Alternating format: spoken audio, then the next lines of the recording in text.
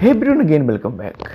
AB में BSc nursing stray round counselling में जिन स्टूडेंट ने पार्टिसिपेट किया था, जिन भी स्टूडेंट ने रजिस्टर किया था, उनका इंतज़ार ख़त्म हो चुका है।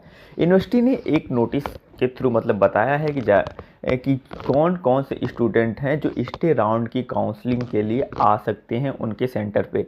ठीक है, तो स्टे राउंड काउंसलिंग में कौन कौन से स्टूडेंट हैं जो उनके सेंटर पे आ सकते हैं, कितनी रैंक तक हैं, वो मैं एक बार बता देता हूं। क्योंकि पहले ऐसा था कि जो स्टूडेंट सेलेक्टेड है शायद उनका कुछ रिजल्ट आएगा, ऐसा करके लग रहा था। मुझे भी ऐसा ही लग रहा था, मैं बार बार चेक करता रहा, बट मैंने देखा ऊपर जो नोटिस बोर्ड में वहाँ पे एक जो है इन्होंने एक ब्रोशर जारी किया है जिसमें कौन कौन से स्टूडेंट किन किन डेट को आ सकते हैं काउंसलिंग के लिए, उनके बारे में इन्होंने बताया है। ठीक है, तो ऑलमोस्ट यहाँ पे मैं ऑलरेडी डाउनलोड कर रखा है। इन्होंने online on campus stay round of counselling schedule for BSc nursing, उन्होंने शेड्यूल एक जारी किया है।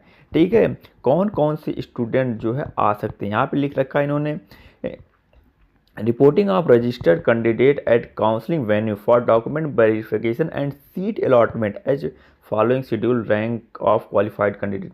मतलब रैंक वाइज जो है इन्होंने दे रखा, तो उस अकॉर्डिंग आपको जाना है कौन सी डेट को कौन सी स्टूडेंट जाएंगे।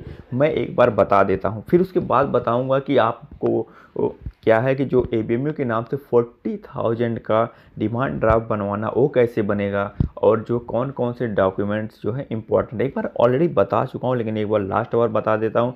जैसे कि ये स्टे राउंड है, आप साल बर्बाद नहीं करना चाहते हो, जब साल नहीं बर्बाद करना चाहते हो तो आप कोई भी गलती नहीं कर सकते हो। ठीक है, ये आपका लास्ट राउंड है, इसके बाद फिर आपको एक साल इंतज़ार करना पड़ेगा। ठीक है, सबसे पहले क्या है, इन्होंने ऑल सब category like ES EMI PWD NCC जो सब कैटेगरीज हैं, लाइक ESM से कोई है, कोई PWPH कैटेगरी से या NCC कैंडिडेट कोई है, उनको जो है 24 अक्टूबर को उन्होंने 8 से 8:30 के बीच में बुला रखा है। ठीक है, इसके बाद है कैंडिडेट ओपन रैंक, मतलब कोई कैटेगरी नहीं है, open rank, rank first to 5,500, मतलब 5,500 रैंक तक जो भी स्टूडेंट ओपन रैंक है उन्होंने इनको बुला रखा 9 से 10 के बीच में। ठीक है, इसके बाद क्या किया है 24 को ही, इसके बाद कैटेगरी 5,501 से 13,000 के बीच जिन स्टूडेंट की रैंक है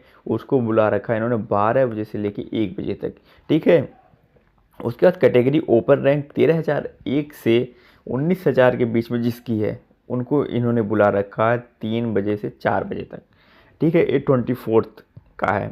ठीक है, इसके बाद इन्होंने क्या किया है 25 यानी फ्राइडे को जिन स्टूडेंट को बुला रखा है कैंडिडेट ओपन रैंक वाइज बुला रखा है, इन्होंने कैटेगरी वाइज नहीं बुलाया, ओपन रैंक। ये चीज़ बहुत मतलब अपने आप में बड़ी हो जाती है। अभी मैं बताऊंगा कौन से स्टूडेंट हैं जिनको गवर्नमेंट सीट मिल सकती है। ठीक है, कैंडिडेट ओपन रैंक 19,001 से 25,000 तक जिनकी रैंक है वो 8 से 9 के बीच में आएंगे, और कैंडिडेट ओपन रैंक जिनकी 25,001 से 29,000 के बीच रैंक है वो 11 से 12 के बीच आएंगे, और कैंडिडेट ओपन रैंक जिनकी 29,001 से 33,000 है वो 2 से 3 तक आएंगे। ठीक है, ये 25 को था। और 26 को क्या है, कैंडिडेट ओपन रैंक 30 मतलब 33,001 से 37,000 मतलब 37,000 जिन स्टूडेंट की रैंक वो 8 से 9 के बीच आएंगे, ये 26 अक्टूबर की है। इसके बाद कैंडिडेट ओपन रैंक 37,000 टू 40,000 तक जिनकी रैंक हो 11 से 12 के बीच में आएंगे, और कैंडिडेट ओपन रैंक 40,001 टू 42,500 के बीच जो है इनकी रैंक वो 26 को आएंगे। इसके बाद इन्होंने मतलब 27 और 28 की भी दे रखी, ये आपने से देख लेना। मैं बताता हूँ कौन से स्टूडेंट हैं जिनको गवर्नमेंट कॉलेज मिल सकता है इसमें से। ये इस बात कोई बड़ी इसके बाद कोई मतलब बचता नहीं है, क्योंकि मैं बता दूं गवर्नमेंट कॉलेज अगर बहुत सारे स्टूडेंट हैं जिनकी रैंक 19,000 तक, यानी कि फर्स्ट डेट 24 को जिन स्टूडेंट की जो 19,000 तक रैंक वो अपने आप को सिक्योर मान के चलें कि उनको गवर्नमेंट कॉलेज मिल सकता है। बाकी जो भी स्टूडेंट प्राइवेट कॉलेज लेना चाहते हैं इसके अलावा वो आगे जा सकते हैं। ठीक है, क्योंकि पहले दिन ही गवर्नमेंट की सीटें इतनी ज़्यादा नहीं है, किसी में 2 बची हैं, किसी में 3 है, किसी में 6 बची हैं, बस ऐसे टोटल मैं सीटों की काउंटिंग बता दूँ, टोटल 60 to 70 के आसपास सीटें बची हुई हैं। तो मुझे नहीं लगता कि अगर यहाँ से 19,000 के ऊपर जो भी हैं जिनकी रैंक उनको मिले, वैसे 19,000 तक भी नहीं जाएगा। मुझे लगता है कि फर्स्ट राउंड में ही सब कुछ ख़त्म हो जाएगा गवर्नमेंट कॉलेज के लिए, ठीक है, जब ओपन रैंक की बात हो रही है यहाँ पे सीधे सीधे। इसलिए जिन जो स्टूडेंट यानी कि फ़र्स्ट रैंक तो 5,000 के बीच में है, ठीक है, अगर ए वाले स्टूडेंट जाते हैं तब तो उनको तो पहले ही गवर्नमेंट कॉलेज मिल जाएगा, ठीक है। बट इतना सिक्योर मान के चलो कि 24 को जो भी स्टूडेंट को बुलाया गया है उनको गवर्नमेंट कॉलेज मिलेगा, बाकी किसी को नहीं मिलेगा, बाकी सबको प्राइवेट मिलने की प्रॉपर्टी है, ठीक है। तो ये तो हो गया हमारा रैंक वाइज जो यूनिवर्सिटी ने जो लिस्ट जारी किया। और इन्होंने बुलाया कहाँ पे है, इन्होंने एक लिंक दी है गूगल मैप, वहाँ पे आप टैप करके चेक कर सकते हो कहाँ पे जाना है। इसके अलावा इन्होंने बता रखा Atal Bihari Vajpayee medical university near की S career institute CGCT Sultanpur Lucknow, मतलब जो है लखनऊ में सुल्तानपुर वाले रोड पे CGCT है, वहाँ पे इन्होंने बुलाया है। आप यहाँ से गूगल मैप टैप करके भी जा सकते हो, ठीक है। इसके बाद मैं बता देता हूँ डिमांड ड्राफ्ट कैसे बनेगा, ठीक है। डिमांड ड्राफ्ट बारे में बता देता हूँ और साथ में डॉक्यूमेंट्स के बारे में भी बता देता हूँ। डिमांड ड्राफ्ट जो है आपका,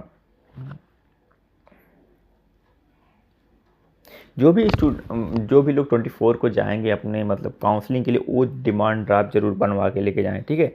डिमांड ड्राफ्ट जो है आपका बनेगा ABVMU common nursing entrance test के नाम से बनेगा। ये आपके बैंक से बनेगा, ठीक है। जो भी इन्होंने कोई मेंशन नहीं किया है किस बैंक से बनवाना, बस इनके नाम से बनवाना है, ठीक है। तो इसमें क्या करना होगा, जिस भी बैंक में आपका अकाउंट हो उसमें 40,000 होना चाहिए। आप जाके बैंक मैनेजर से बात करेंगे, वो आपको एक फॉर्म देंगे, फॉर्म को फिल करना है और मतलब आज ही जाके बोल दीजिए, क्योंकि तुरंत बनता नहीं, एक दिन लगता है उसको बनने में, ठीक है। तो आज ही जाके आप बोल दीजिएगा, उसके बाद जो है वो दूसरे दिन आपको मिल जाएगा, ठीक है। बस आपको ध्यान क्या रखना है, इन्होंने दे रखा ABVMU common nursing entrance test के नाम से पेएबल टू लखनऊ, इसके नाम से बनना है बस, ठीक है। और कुछ ज़्यादा परेशान होने की बात नहीं है। 40,000 डिमांड ड्राफ्ट, जो भी स्टूडेंट सेलेक्ट होते हैं वो जाके वहाँ पे अपना डिमांड ड्राफ्ट दे देंगे, और जो नहीं सेलेक्ट होते हैं वो अपना वापस ला के बैंक में दे देंगे। उनका जो जितने भी पैसे हैं वो अपने उनके अकाउंट में वापस ट्रांसफ़र हो जाएंगे, ठीक है। बस यही होता है डिमांड ड्राफ्ट, और कुछ नहीं होता है। इसके अलावा जो है स्टूडेंट्स के लिए ये लास्ट चांस है, इसलिए आप कोई भी गलती नहीं कर सकते हैं डॉक्यूमेंट वेरिफिकेशन के लिए, ठीक है।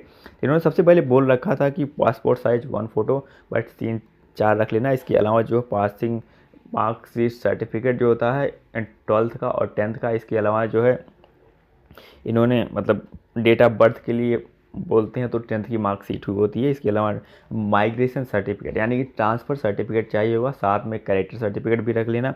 उसके बाद जो है मेडिकल फिटनेस सर्टिफिकेट, सबसे बड़ी बात है मेडिकल फिटनेस सर्टिफिकेट। ये जो मेडिकल कॉलेज से बना होना चाहिए या किसी गवर्नमेंट डिस्ट्रिक्ट हॉस्पिटल से बना होना चाहिए या किसी CMO के द्वारा बनाया होना चाहिए, ठीक है।